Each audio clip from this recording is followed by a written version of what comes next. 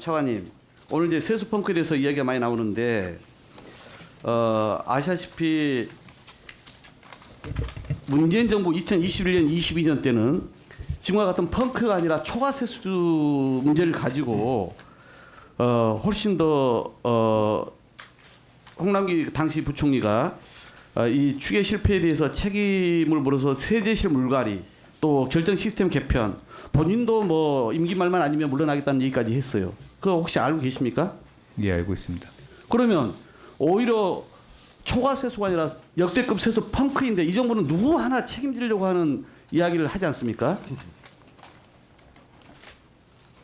아까도 좀 설명을 드렸습니다만 대부분의 나라가 자산가격 상승과 코로나 이후에 2021년, 22년은 초과 세수, 23년은 지금 세수 감이 발생하는 패턴이 발생을 하고 있습니다. 그래서 이게 단순히 이제 기존에 이걸 다른 나라도 유사한 패턴이 발생했다라고 보시면 안 되죠. 그러면은 제가 이제 이따가 좀 질문할 텐데 지금 5년 단위로 우리 국가 재정 운영 계획 수립하지 않습니까? 예, 그렇습니다. 이게 지금 2023년부터 27년까지죠. 예, 그렇습니다. 그러면 거기에서 예를 들어 다음 연도 예산안을 정부가 국회로 9월 1일 가져올 때 이미 이 초과 세수건 아니면 그 세수 펑크 이게 예상이 되는데도 불구하고 정부 예산을 그대로 가져오잖아요. 다른 나라도 그렇게 합니까? 다른 나라는 제가 거예요. 알기로는 세임 예산안을 편성하는 국가가 생각보다 많지 않습니다. 세수는 그야말로 추계일 뿐이고. 그러니까요. 예. 이 추계가 있어야 그러니까 이 세입에 맞춰서 세출 계획을 세울 수 있으니까 당연히 필요한 거고 우리나라도 그 필요에 의해서 그동안 이렇게 운영을 해온 거 아니겠습니까? 그래서 제가 몇 가지 좀 말씀을 드려보는데 기재부가 보니까 자체 업무 평가하면서 세수 추계 정확도 제고와 관련해 가지고 계획 수립이 적절했다 상평가이고 시행 과정 적절했다 상평가하고 재정 준칙 달성 가점 이렇게 평가를 많이 했던데 여기 이제 국회 전문위원실은 56조 세수 오차 중에서 25조가 이 세수 추계 모형의 설명력 저하로 발생했다 이렇게 지적을 합니다. 그런 점에서 제가 몇 가지만 짧게 좀 언급을 하는데요. 첫 번째, 외평기금을 공자기금에서 끌어오지 않습니까? 원래 이 끌어오는 과정에서 중도 상환 수수료를 안 내면서 결국은 공자기금의 손실을 가중시켰습니다. 물론 그렇게 얘기하면 그 시에 수수료를 부과할 수 있기 때문에 안 할 수도 있습니다. 이렇게 얘기할지는 모르겠어요. 근데 저는 이것은 진짜 정부가 그냥 자기 호주머니에서 공깃돌처럼 국가재정을 쓰는 거나 다를 바가 없다고 생각해요. 이건 반드시 규정도 바뀌어야 되는 거지만 이렇게 운영해서는 안 됩니다.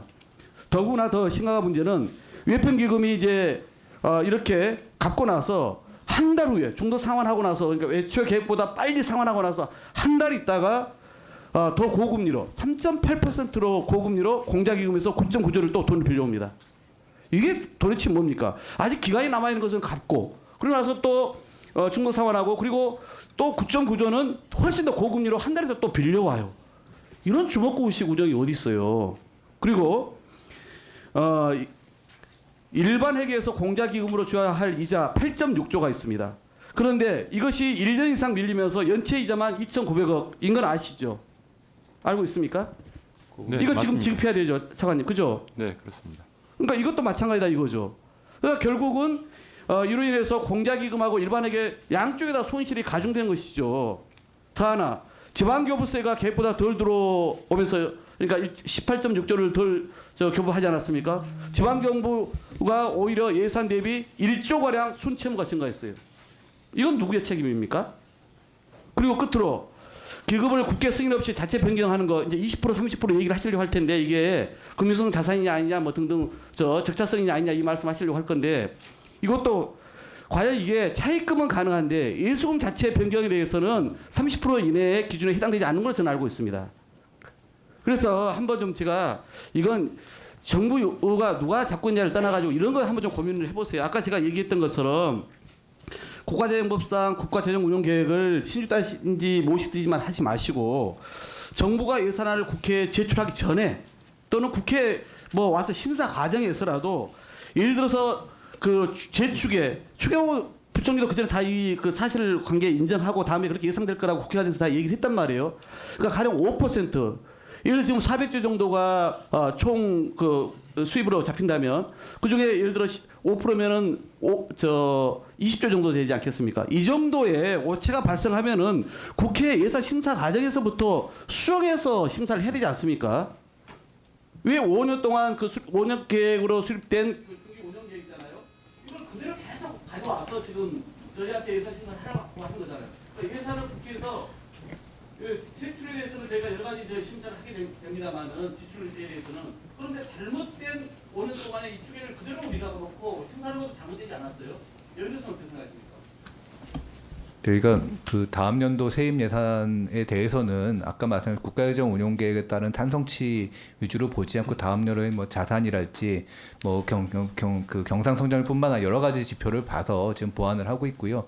저희가 이제 그 코로나 이후로 여러 가지 상황 변화와 그리고 모델 자체의 변경이 IMF랑 협력한다든지 등등의 노력을 통해서 세수 축의 그 정확성을 제고하려고 노력하고 있습니다. 네, 수고하셨습니다.